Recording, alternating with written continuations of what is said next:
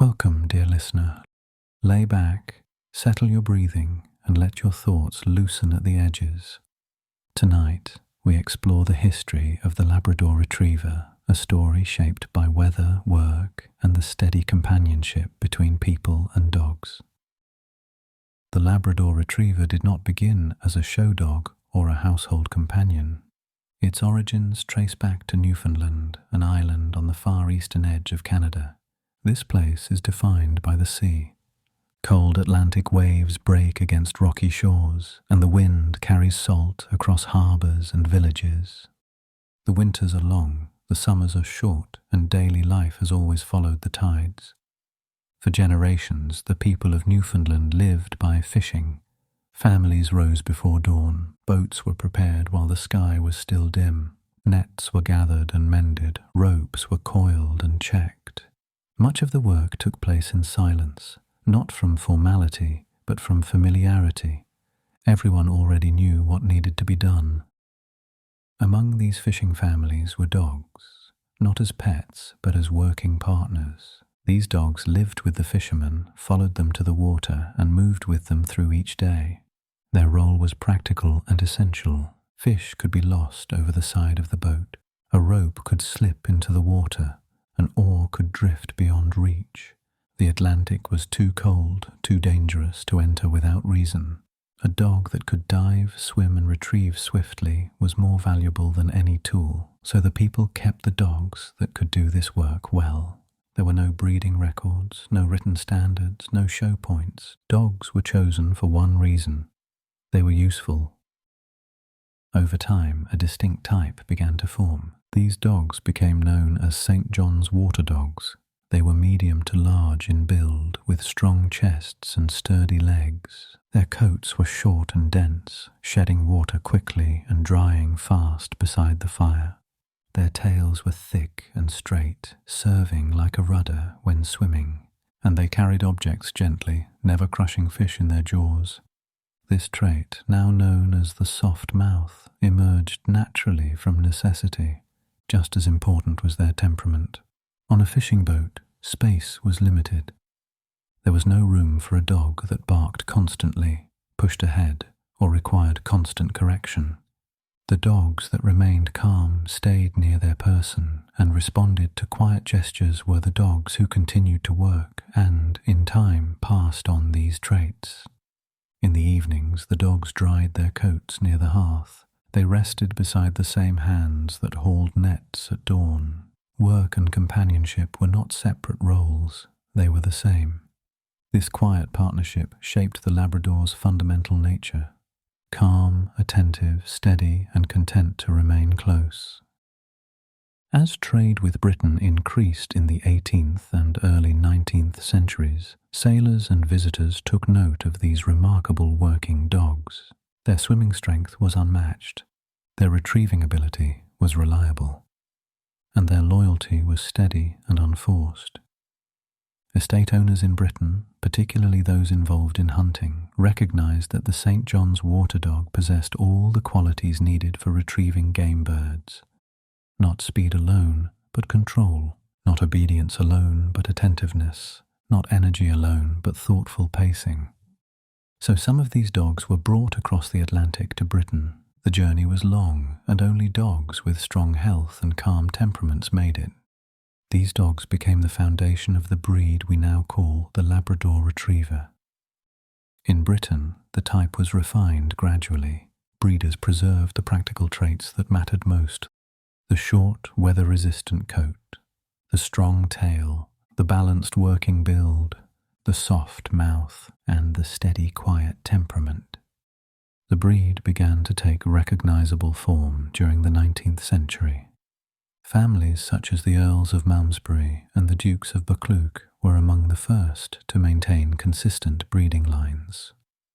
They valued the Labrador not for appearance, but for its reliability in the field. The Labrador's role remained simple and clear: stay close, watch carefully, retrieve gently, return without hesitation. Yet even in these early years, the Labrador's capacity for work stretched beyond hunting alone. Handlers noticed that the dogs learned routines quickly. They remembered pathways and instructions without repetition. They remained calm in unfamiliar situations. Qualities like these often become meaningful in ways no one can predict at first, and in the years to come, the world would change, and the Labrador would prove essential in ways that could not have been imagined on the deck of a Newfoundland fishing boat. As the 20th century began, the world shifted. Industrial work replaced many older trades, and communities expanded rapidly. Yet the Labrador remained useful because its qualities were practical, adaptable, and not tied to one environment. During the First World War, soldiers, medics, and dispatch units learned the value of a dog that could stay calm under pressure. Labradors were used to carry messages between units when communication lines were damaged or unreliable. They could move across ground quietly, avoid drawing attention, and return without confusion. Their steadiness, developed in the close quarters of boats and fields, translated to the uncertainty of war. In medical units, Labradors helped locate wounded soldiers in difficult terrain. Their patience allowed them to work slowly and deliberately, pausing when necessary rather than rushing forward. Their loyalty meant they did not wander or lose focus. They stayed with the person they found until help arrived. These were not dramatic tasks. They were steady, necessary forms of support, the kind the Labrador has always provided. After the war, the world faced a new challenge. Many returning soldiers had lost their sight. Societies needed new ways to help them return to ordinary life. Organizations in Europe and Britain began experimenting with training dogs to guide people who could no longer see. It did not take long to realize that the Labrador was exceptionally suited to this role. The Labrador did not simply follow commands. It observed. It responded to changes in a person's pace. It adjusted to their movements without being asked. It remained calm in unfamiliar places, traffic, crowds, and noise.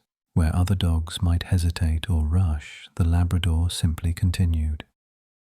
One of the earliest organized guide dog training efforts began in the 1920s, and Labradors quickly became the preferred breed. Their work was precise and thoughtful. Stop at the curb, judge the crossing, avoid obstacles, and keep the person safe without needing spoken instruction at every moment. This was not new behavior, only a new setting. The Labrador had spent generations learning to move beside a person quietly and attentively. Now that quality changed lives in a new way. By the time of the Second World War, Labradors were again assisting in practical roles. They helped search for survivors after bombings. They assisted medical teams in field hospitals. They carried supplies across terrain where vehicles could not travel. Their calmness under pressure was not trained. It was inherited, shaped long ago on cold water and narrow wooden decks. In the decades that followed, new fields of work emerged. Search and rescue teams learned that Labradors could track scent over long distances without becoming frantic or distracted. Their endurance allowed them to work for hours. Their confidence around water meant they could assist in riverbank searches, coastal recovery, and flood rescues. Aviation recovery teams discovered that Labradors could navigate uneven ground and unfamiliar debris fields with deliberate, careful steps. They remained focused even in unpredictable environments. Their work helped locate missing aircraft and survivors in remote or difficult regions during the mid-20th century. Conservation teams later began using Labradors to locate rare or endangered wildlife. The dogs could detect nests, burrows, or individual species without disturbing them. Their soft mouth, once used to carry fish, now allowed them to handle fragile materials gently when needed. In the late 20th and early 21st centuries, researchers studying scent detection began to notice something remarkable. Labradors could identify subtle changes in human scent linked to certain medical conditions. Their sense of smell, combined with their calm, close-working temperament, made them ideal partners in early detection trials. They assisted in identifying changes in blood sugar levels, seizure activity, and even markers associated with some cancers. Again, the Labrador did not need to be remade for this role. It was already equipped for it. A steady mind, a patient pace, a nose trained through generations of careful retrieving, and above all, a willingness to remain near the person it was helping. Through all these changes, war, work, science, medicine, and companion life, the Labrador remained recognizable. Its nature did not shift to match the world. Instead, the world found new uses for the nature already present in the dog. Today, the Labrador Retriever is known across the world not only as a companion but as a partner. In guide dog services, search and rescue teams, medical detection programs, conservation fieldwork, and everyday households, the Labrador continues to serve in roles shaped by trust and quiet cooperation. Yet the heart of the Labrador remains simple and unchanged. A dog that stays near, a dog that watches and listens, a dog that works with calm intention, a dog that does not push to be seen but remains present. Though the Labrador is now found in family homes across the world, the traits that define it are still rooted in its working past. These qualities did not appear by accident, and they are not the result of modern training alone. They are the product of generations of partnership between people and dogs in demanding, practical environments. The Labrador's body reflects this history. Its build is balanced rather than specialized. The chest is deep enough to support powerful lungs for swimming, yet not so broad as to hinder endurance. The legs are strong but not heavy, allowing steady pace over long distances. The coat is short and dense, lying flat against the skin, shedding water and drying quickly. The tail is thick and straight, helping the dog steer in the water and maintain balance on land. Nothing about its structure is decorative. Every feature once served a purpose and still can. The Labrador's movement is similarly practical. It does not waste energy. It does not rush without reason. Its gait is smooth and efficient, suited to long hours of steady work. Even at rest, it carries the quiet readiness of a dog that can rise and act when needed, but does not act without need. Just as meaningful is the Labrador's temperament. Calmness is not simply a pleasant trait, it was necessary. A dog on a fishing boat or in a marsh could not afford to be anxious or impulsive. A dog working with someone who could not see needed to remain steady when the environment changed. A dog searching for missing people or guiding through busy streets needed to be confident but not forceful. This temperament is why the Labrador does not require constant direction. It knows how to remain at ease, to wait, and to act only when asked. This is one of the reasons the Labrador is often described as easy to live with. It does not push itself forward. It participates rather than competing for attention. The Labrador's intelligence also comes from experience rather than complexity. It does not learn through clever tricks or novelty. It learns through repetition, routine, and quiet observation. It remembers patterns, paths, and habits easily. When living in a home, it quickly learns the rhythms of the day, when people wake, when meals are shared, when the house quiets in the evening. This ability to match the pace of others makes the Labrador comfortable in many different environments. It can live in a busy household or a quiet one. It can work actively or remain still. It does not impose its own pace on the space around it. Instead, it adjusts. The Labrador's relationship with people has always been based on participation rather than possession. It does not demand constant affection. It does not seek to control attention. It simply remains near, offering presence rather than pressure. This closeness is not neediness, it is familiarity. The same familiarity formed beside cooking fires, on boats, and in fields. A Labrador rests where the people it knows are, near the chair, near the door, near the bed, never intrusive, only present. And in this presence there is a quiet sense of reassurance. In modern homes, this often becomes the Labrador's most valued role. Not retrieving, not guiding, not tracking, but simply being there with steadiness and patience in moments when the world feels large or loud. The Labrador does not judge, it does not hurry, it does not complicate. It simply shares the moment as it is. And this quality, calm companionship without demand, is as meaningful now as retrieving fish once was on the cold Atlantic. Over time, people have come to associate the Labrador with warmth, trust, and reliability, not because of stories told, but because of experiences shared. A Labrador is a dog that remains close at times of joy, but also at times of uncertainty, quietness, or tiredness. Its presence does not change the world outside, but it changes the feeling of the moment. This, too, is history, not written in records or books, but carried in the way the Labrador moves through a home or across a field.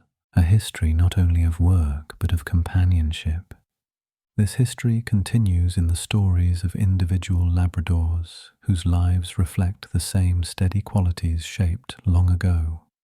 Their work has taken place in different settings, under different pressures, yet the nature of the Labrador has remained unchanged.